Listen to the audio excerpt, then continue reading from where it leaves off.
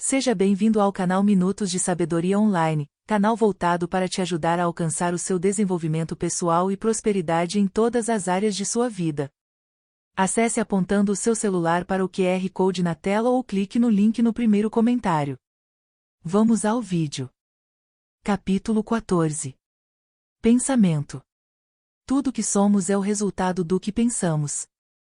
O Buda, 563 a.C., 483 a.C. Todas as riquezas têm origem na mente. Verdadeira riqueza consiste em ideias, não em dinheiro. Dinheiro é apenas o meio material trocado por ideias.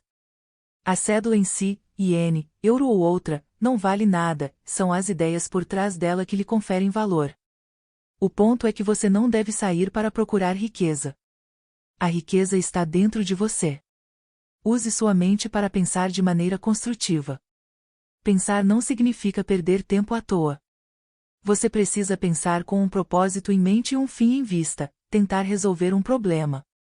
Em The Mastermind, Teronque, Dumont diz que pensar nos é imposto quando estamos decidindo o caminho a seguir, talvez um trabalho para a vida. É o tipo de pensamento que nos era imposto na juventude, quando tínhamos que encontrar a solução para um problema de matemática ou quando tentávamos entender psicologia na faculdade. Quando falo em pensar, não me refiro a ter opiniões baratas sobre um assunto específico. Falo em pensar sobre questões significativas que estão além dos limites do nosso estreito bem-estar pessoal. É o tipo de pensamento que agora é tão raro, e tão necessário. Para tentar descobrir novos mundos ou novos métodos, você precisa fazer mais que apenas ponderar. Precisa pensar de um jeito construtivo. As maiores descobertas surgiram de coisas que todo mundo viu, mas só uma pessoa realmente notou. As maiores fortunas foram feitas a partir de oportunidades que muita gente teve, mas só uma pessoa aproveitou. Você percebe que a realidade da pobreza existe porque o medo da pobreza é visualizado e assim ela ganha vida? A lição que muitos milhões de pessoas que estão na pobreza ainda não aprenderam é a lei da oferta. A lei da oferta determina que você deve pensar em abundância, ver abundância, sentir abundância e acreditar em abundância. Nenhum pensamento sobre limitações deve entrar em sua mente. Não é possível desejar nada que, do ponto de vista da mente, não exista em um suprimento abundante. Se você consegue visualizar na sua mente, consegue realizar na sua vida. As sementes da prosperidade e do sucesso precisam ser nutridas com desejo intenso. Mantenha em mente a imagem da coisa que você quer. Você precisa perceber que pensa em imagens. Acredite no seu olho mental, esqueça os medos e perceba que o futuro vai ser aquele que você criar para si.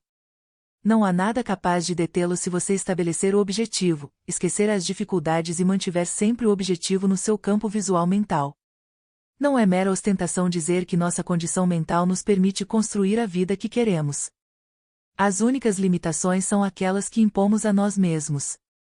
Não pode haver limitações sem uma crença nas limitações. Nada pode se colocar no caminho de uma vontade que quer, de uma inteligência que sabe. O grande negócio é começar. Comece, diz Ausoniel. Começar é metade do trabalho. Comece de novo, e terá terminado. Acredite sempre que as limitações não se aplicam a você e lembre-se de que grandes fortunas tiveram por base grande fé. Um homem teve fé no petróleo, outro, na terra, outro, em minérios. Você precisa aprender a expressar seus desejos mentalmente antes de poder reivindicá-los fisicamente. Veja as coisas que quer como já sendo suas. Saiba que elas virão até você quando for necessário. Depois, deixe-as vir. Pense nelas como suas. Lembre-se, quanto mais você tiver a oferecer à sociedade, mais riquezas terá. Nossa capacidade de receber o que desejamos está dentro de nós, e os únicos limites estão em nossa capacidade de receber. Por exemplo, suponha que você precise construir uma ponte sobre um riacho para arar um terreno. Há certos princípios envolvidos em qualquer problema que precise ser solucionado. Esses princípios estão disponíveis para resolver qualquer problema, mas você precisa aplicá-los. Você tem que entender esses princípios para usá-los, e é extremamente importante que os aplique à questão que está tentando solucionar. Se você quer resolver um problema envolvendo riqueza, por exemplo, precisa entender o problema e aplicar os princípios necessários para uma solução. O poder da mente possibilita que você use suas capacidades e as ponha a trabalhar para você. Primeiro você deve criar uma imagem mental do que quer realizar. Você controla seu destino, sua riqueza e sua felicidade na medida em que consegue pensar nelas, visualizá-las e vê-las com tal intensidade que aconteçam. Toda realização pessoal começa na mente do indivíduo. Sua realização pessoal começa em sua mente. O primeiro passo é saber exatamente qual é o objetivo ou problema. Para ter uma imagem clara do objetivo ou problema, escreva e ajuste até ter certeza de que as palavras explicam claramente o que você deseja. Thomas Edison disse: sucesso se baseia em imaginação mais ambição e vontade de trabalhar. A história de Arquimedes é um grande exemplo de como a mente pode trabalhar para cada um de nós. Arquimedes foi um famoso matemático e inventor da antiga Grécia. O rei pediu a ajuda de Arquimedes para determinar se uma nova coroa feita por um ourives era de ouro maciço. O rei queria saber se todo o ouro enviado ao ourives tinha sido usado ou se o artesão havia guardado uma parte. Então pediu a Arquimedes para determinar a pureza da coroa, mas sem danificá-la de maneira nenhuma. Arquimedes pensou no problema de determinar a pureza da coroa por vários dias sem encontrar uma solução. Então, certo dia entrou em uma banheira cheia, e a água transbordou. Isso fez surgir a resposta em sua mente, e ele gritou: Eureka!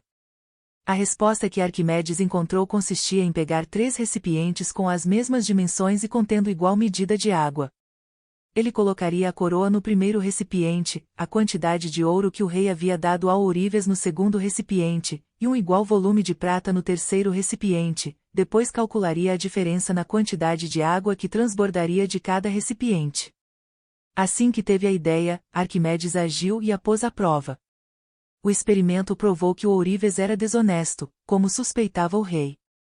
O ourives havia usado prata na liga de metal e ficado com o ouro que subtraiu.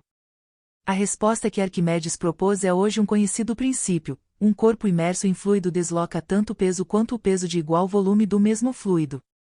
Poucas pessoas reconhecem as possibilidades criadas pelo poder de seus pensamentos. Muitas simplesmente aceitam sua posição na vida e nunca visualizam condição melhor do que aquela em que nasceram. Talvez você tenha ouvido este comentário: quando uma pessoa começa a realizar mais e melhores coisas, seus amigos e parentes dizem: está tentando superar suas origens. Você não é limitado pelas condições em que nasceu. Pode usar seus pensamentos para refazer seu mundo. Pode fazer seus pensamentos se tornar realidade. Pode tornar seu mundo diferente mudando seus pensamentos. As ideias são responsáveis por todo o nosso progresso.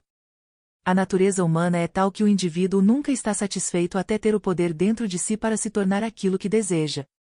É importante que você controle seus pensamentos e veja apenas aquelas imagens que deseja. Você deve manter a mente nas coisas que quer e longe das que não quer. Você não vai melhorar se ficar focado nos fracassos do passado. Pascal afirmou: nossas realizações de hoje não são mais que a soma total de nossos pensamentos de ontem.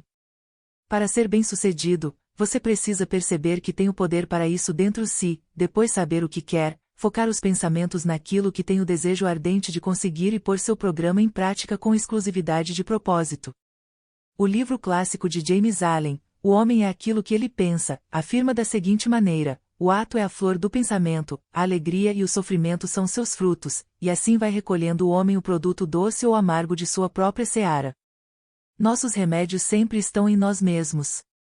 Mas os atribuímos ao céu. Shakespeare. A imagem mental é o que conta, seja ela boa, seja má. Como foi dito na paráfrase de Collier para Thackeray, o mundo é um espelho e devolve a todo homem o reflexo de seus pensamentos. O mundo que apreciamos ou de que não gostamos é um reflexo do nosso mundo interior. Em nosso subconsciente, temos pensamentos de sucesso ou fracasso, pobreza ou riqueza, e a mente consciente encontra meios de dar vida a eles. Nossos pensamentos podem se tornar realidade, e é importante lembrar que cada um de nós tem controle sobre os próprios pensamentos. Os pensamentos estão inteiramente sob o controle da mente. O poeta Walt Whitman expressou com muita clareza e simplicidade o poder do pensamento quando disse: nada externo a mim pode ter qualquer poder sobre mim. Não podemos mudar nossa experiência passada, mas podemos determinar como serão as experiências futuras. Podemos fazer o próximo dia ser exatamente o que queremos que seja. Podemos ser hoje o que pensamos hoje. Nossos pensamentos são causas, e as condições são os efeitos.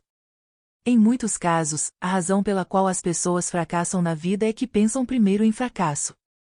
É óbvio que fracasso gera desculpas, e preocupações minam qualquer confiança que essas pessoas possam ter. Não somos apenas resultado do destino, somos nosso próprio destino. Como diz o provérbio, como o homem imaginou no seu coração, assim é ele. Somos simplesmente nossos pensamentos passados e a soma total das coisas que esses pensamentos atraíram para nós. Pessoas bem-sucedidas têm pouco tempo para pensar em fracasso, enquanto as fracassadas permitem que todo o seu tempo seja ocupado por ideias de fracasso. Shakespeare nos deu muito em que pensar quando disse: não existe nada de bom ou mal, mas o pensamento o faz assim. Entender as palavras de Shakespeare vai lhe permitir controlar cada lei da natureza. Cada um de nós faz seu próprio mundo, e o faz pela mente. É um fato que a mesma coisa não é vista do mesmo jeito por duas pessoas. Os pensamentos são as causas. As condições existentes são meramente efeitos. Cada um de nós molda a si e ao seu ambiente direcionando os pensamentos para os objetivos desejados. Uma das principais diferenças entre humanos e animais é que a vida dos animais é controlada por temperatura, clima e estações. Só os humanos conseguiram se libertar das forças naturais, em grande medida por entenderem a relação entre causa e efeito. A última fronteira terá sido ultrapassada quando as pessoas tiverem completa compreensão da mente. As pessoas ainda não entendem que podemos dominar nossos pensamentos e sentimentos. Presume-se que seja inevitável cair vítima de qualquer pensamento que domine a mente. Pensamos sobre uma desgraça iminente, e ela assume o controle da nossa imaginação e literalmente nos destrói. Se temos uma farpa no dedo, tomamos as providências para removê-la, é igualmente fácil expelir da mente os pensamentos indesejados quando entendemos como fazê-lo. Quando uma pessoa é capaz de expelir o tormento mental de seus pensamentos, ela se liberta completamente. Se você pretende ser um sucesso, não há nada mais importante do que visualizar o sucesso que deseja ter no futuro. Como indivíduos, pensamos em imagens, e é necessário ver com nossos olhos internos o que desejamos obter. Vou dar um exemplo da minha experiência, algo que aconteceu há mais de 30 anos. Você pode substituir pelo lugar onde se vê no futuro, dar os passos que eu dei e alcançar os resultados desejados. Nos anos de 1970, minha esposa e eu morávamos na primeira casa que compramos. Havíamos feito um empréstimo de $16.000 e construído uma casa de 3 dormitórios em estilo rancho. A casa ficava perto do meu trabalho e da universidade onde eu estudava à noite para me tornar contador e administrador. Pouco depois de me formar na faculdade, recebi uma proposta de emprego em minha cidade natal, uma tremenda oportunidade em um novo banco. Ir trabalhar no novo banco significava que minha filha, minha esposa e eu teríamos que mudar de casa. Ao mesmo tempo, não queríamos vender a única casa que havíamos tido. Quando voltamos para nossa cidade natal, não conseguimos encontrar uma casa adequada que coubesse no orçamento, porque ainda tínhamos a outra casa. Alugamos o imóvel para um casal, e isso rendeu algum dinheiro, mas não o suficiente para comprar a casa que realmente queríamos. Então compramos um apartamento, que era fácil de financiar e estava prontamente disponível. Sabendo que não pretendíamos morar em um apartamento por muito tempo, começamos a olhar plantas de casa. Um dia, na contracapa de uma revista de arquitetura, havia uma propaganda de uma empresa de tintas com a foto de uma casa. Na época, não sabíamos se aquilo era só um anúncio ou se a planta daquela casa estava disponível. Peguei o anúncio de página inteira e o preguei na porta do banheiro, onde permaneceu até se tornar realidade. Isso me faz lembrar que, uma vez estabelecido seu objetivo ou alguma coisa pela qual você tem paixão ou desejo ardente, mesmo que todos os passos que tenha que dar sejam desconhecidos, você vai começar a notar coisas e pessoas que o levarão a seu destino. Entrei em contato com a empresa de tinta e descobri que a casa da foto era real e ficava na periferia de Richmond, Virgínia. O que aconteceu em seguida foi que fui convidado pelo CEO do banco para participar de um seminário da Reserva Federal em, veja só, Richmond. PHYL, minha esposa, foi comigo à Reserva Federal, e depois do evento fomos ver a casa do anúncio. Conversamos com o construtor e tomamos as providências para comprar um conjunto das plantas. A casa em questão era um sobrado de 2 andares feito de cedro canadense com telhado de telhas de cedro. Havia 2 varandas no corpo da construção, diferente das casas típicas de hoje em dia, que são construídas e recebem a varanda depois. A varanda no andar de cima tinha acesso pelo quarto principal. A casa tinha uma enorme chaminé, com lareiras na sala e no quarto principal. Tínhamos decidido anteriormente que construiríamos a casa em um terreno arborizado próximo do meu trabalho. O único problema era que não havia nenhum terreno disponível, aparentemente. Um dia eu estava esperando um diretor do banco, aquele que também era o maior acionista e que havia me entrevistado para a vaga de emprego. Contei a Jim o que queria, e ele me falou de um terreno perto da casa que ele havia acabado de construir para um executivo de sua companhia de carvão. O obstáculo seguinte era encontrar um construtor em quem eu tivesse confiança. Procurei um conhecido construtor, mas ele me disse que estava aposentado. Eu conhecia a família dele havia muito tempo, e refresquei sua memória sobre favores que tinha feito a eles. Assim, ele aceitou sair da aposentadoria e construir sua última casa, para mim. Outros obstáculos foram superados de maneira semelhante, como construir a enorme chaminé, a fundação e as lareiras com pedras nativas. Depois de 30 anos, minha esposa e eu não vemos motivo para morar em outro lugar. A casa, como tudo mais que vale a pena, começou com uma imagem mental na cabeça de alguém, e a imagem se desenvolveu até virar realidade. Conto essa história não para me gabar por ter uma casa cara ou sofisticada, mas para ajudá-lo a perceber que pensamentos são coisas. Tudo o que você quer deve ser um pensamento antes de poder se tornar uma coisa. Se não tirar mais nada dessa história, lembre-se de que todos nós pensamos em imagens. Você pode dar os mesmos passos descritos nessa história e esperar resultados semelhantes. A imaginação é literalmente a oficina onde são feitos todos os planos criados pelo homem. O impulso, o desejo, ganha forma e gera ação com a ajuda da faculdade imaginativa da mente. Dizem que o homem pode criar qualquer coisa que possa imaginar. Napoleão Hill. A mente se beneficia e faz uso das 2 formas de imaginação. A maioria dos inventores utiliza a forma conhecida como imaginação sintética. O uso da imaginação sintética nos permite partir de planos, ideias, produtos e projetos, simplesmente rearranjá-los, alterá-los ou aumentá-los e assim criar novos produtos. A maioria das invenções de Thomas Edison se enquadra nessa categoria. Imaginação criativa é o processo pelo qual a imaginação usa a inteligência infinita e recebe novas ideias. Imaginação criativa é usada pelas grandes mentes, sejam elas de empresários, sejam de músicos, sejam de escritores, para criar ideias. Frank Maguire é um exemplo de alguém que conseguiu aplicar ideias para criar milhões de dólares em renda. Conhecido palestrante, motivador, professor, inovador e contador de histórias, Frank poderia ser mais bem descrito como um gênio do marketing do nosso tempo. Ainda jovem, foi vice-presidente e chefe de programação da ABC Radio Networks, consultor de comunicação dos presidentes John F. Kennedy e Lyndon B. Johnson e braço direito do coronel Harland Sanders, fundador da rede Kentucky Fried Chicken.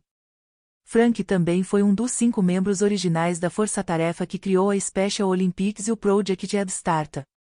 Frank deu excelentes conselhos aos leitores de 3 Feet from Gold e, no lançamento incrivelmente bem-sucedido do livro, me contou a seguinte história que ilustra o uso da imaginação para a criação de uma ideia.